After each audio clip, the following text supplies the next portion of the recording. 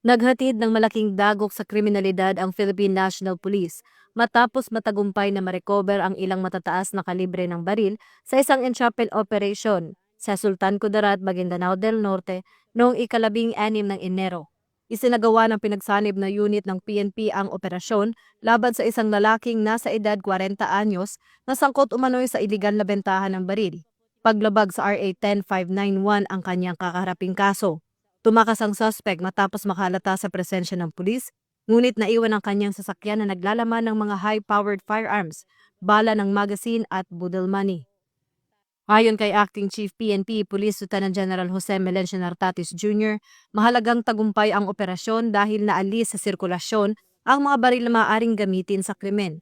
Patuloy pa rin ang investigasyon at operasyon ng PNP upang matuntun at maaresto ang mga sangkot sa ilegal na kalakalan ng armas. Ito ang bagong PNP para sa bagong Pilipinas. Serbisyong mabilis, tapat at nararamdaman.